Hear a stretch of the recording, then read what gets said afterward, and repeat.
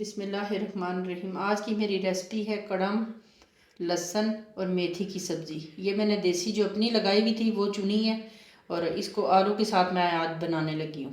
हमारा ऑयल गर्म हो चुका है। अभी इसमें हम प्याज शामिल करते हैं।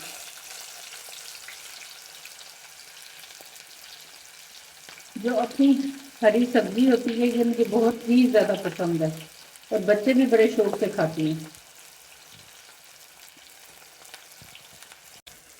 हमने मीडियम फ्लेम पे 2 से 3 मिनट तक प्याज को फ्राई करना है। हमने प्याज को ज़्यादा पकाना नहीं है, बस इस तरह का हो वाइट वाइट ही। तो आप इसमें टमाटर शामिल कर दीजिए।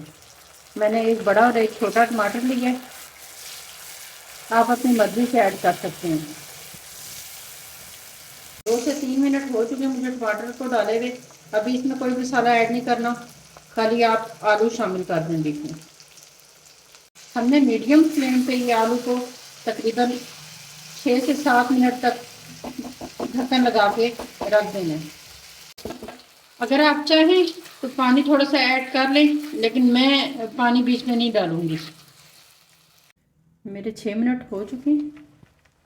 ये देखें, इस टाइम पे आके मैंने नमक अपनी मर्ज़ी के मुताबिक आप डाल दें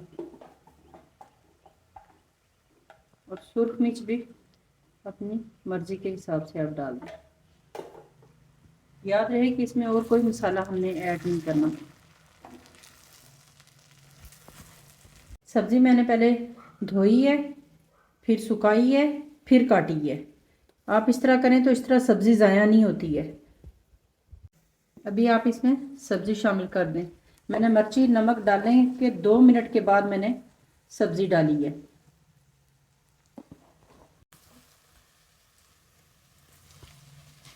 ये देखें,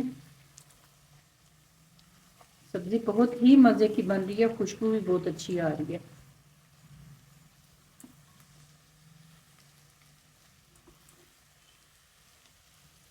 हमने सब्ज़ी को ज़्यादा पकाना नहीं है।